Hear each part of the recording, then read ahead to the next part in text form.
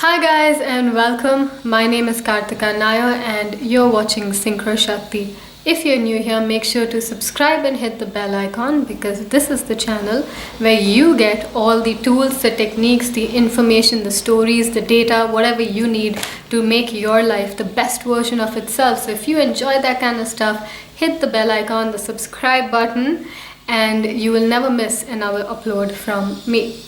Today I want to give you guys your weekly motivation inspiration series, and so today I'm going to give you a story, okay?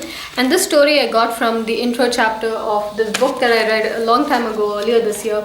It's called Millionaire Success Habits. It's by Dean Graziosi. Dean Graziosi. This book is in the description box if anyone wants to pick it up. It's pretty good book.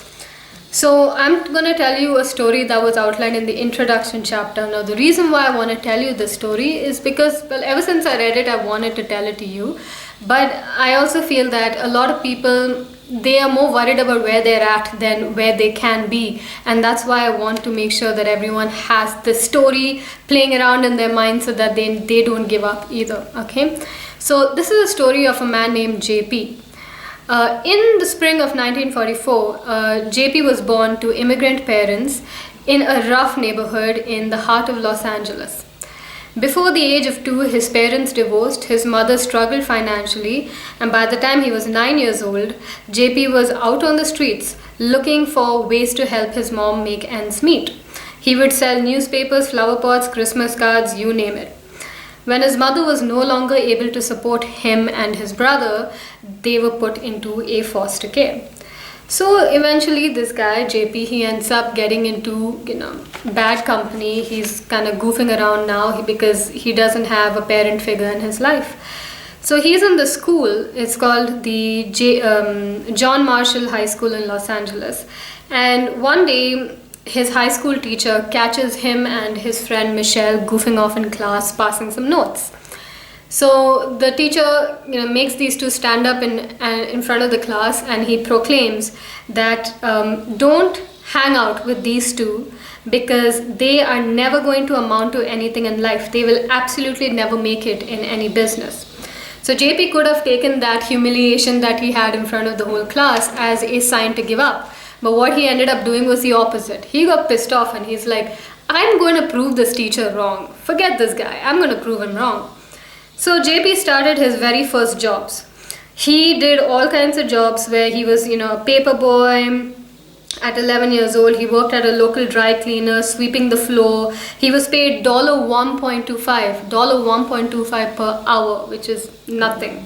But whatever he did to the best of his ability, which means if he had to clean the floor, he cleaned it like he was being paid $1 million, even though he was just being paid $1.25. So his employer was very, very, impressed by this guy's work ethic, and so he ended up getting a raise, which taught him a very important success principle, and that is whatever you do to the best of your ability, even if there is no rewards in there, because it builds up your work ethic. He graduated high school, did not go to college, joined the US Navy, served for 2 years in the Air Force aircraft carrier USS Hornet. After the Navy, JP held various low-paying jobs, including working as a janitor at a gas station, as an insurance salesman. He even worked briefly for Redken Laboratories, but was fired after a disagreement with his boss. Then he became a low-paid encyclopedia salesman. He went from one house to another house trying to sell encyclopedias, but what he learned was another success principle, that is, even though everyone was closing the door on his face, he was as enthusiastic on door number 50 or door number 151 as he was on door number 1. Okay, which is also another success principle. You've got to keep your energy up with every project, no matter whether you're down or up, keep your energy up. Okay, it's very important. So at some point, he ended up becoming broke and homeless, even though he was doing these odd jobs. And he had married by this time. He had married and he had a son. He says, when I was homeless the first time in my early 20s, my wife just couldn't handle being a mother anymore. So she left our 2.5-year-old son in my arms and took off with all the money we had. I soon learned that she hadn't paid the rent for the last 3 months. So with no money and being 3 months past due on rent, we were evicted. I was in between jobs and my son and I were on the streets with no money coming in and attempting to live in an old car I owned at the time. I remember saying to my son, "We're going to make it all together." I went around to vacant lots and picked up Coke bottles and 7-Up bottles because in those days you got 2 cents for little ones and 5 cents for the big ones. When you're broke and you cannot pay the bills, those are some of the most difficult times for a father and a son. But what I learned was that when you're really down and out and you're at the very bottom, all you can do is look up because you're already at the bottom. All that's left is now to go back up. But he had a vision for his life. He continued through major obstacles. He only had $700 to his name. He continued. Everybody told him that you cannot start a business with $700 in your pocket. They all told him you need more money, more schooling, more experience, more smarts, a different economy. They kept telling him reasons why he could not be successful in starting his own business. But he listened to himself, which is another rule of success, is to follow your own bliss, follow your own path.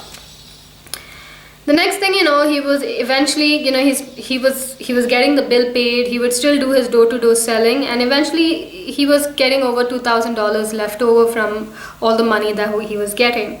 So through persistence and developing positive success habits, which means he was listening to others, having a vision for his life, doing his best no matter what, ignoring the naysayers, and staying positive in the face of rejection, JP built his company into an international success. Perhaps you've heard the old saying that it's not where you start, but it's where you finish. JP is living proof. In 2015, Forbes magazine listed him as number 234 on the Forbes 400 list of the richest Americans with a net worth of $2.8 billion. JP's full name is John Paul DeJoria. He's the founder of the Paul Mitchell line of hair products, Patron Tequila, and a dozen of other successful businesses. So, and his friend, you remember the friend Michelle who was goofing around with him in class? She also ended up being a very successful musician. She is Michelle Gillum, better known as Michelle Phillips, a founding member of the 1960s folk rock band The Mamas and the Papas, which we all have heard of. And they sold 40 million records. So at some point, Michelle tracked down that teacher, the high school teacher, for JP's 50th birthday. And when the high school teacher found out how successful Michelle and JP had become in their lives, I mean JP with $2.8 billion of net worth, and Michelle as the founding member of the Mamas and the Papas, when he found out, all he could say, all the high school teacher could say was, "Well, shit." Okay, so that's the end of our story time.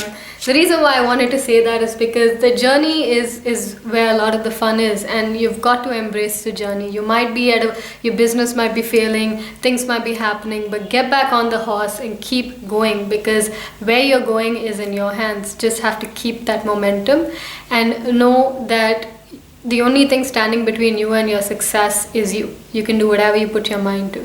So I hope that motivated you. I hope the story of JP interested you. I mean, $2.6 billion net worth, right? So somebody with that history, it's really inspiring. So think about it. I hope it inspired you, and I'll see you again on Friday. I love you all. Namaste.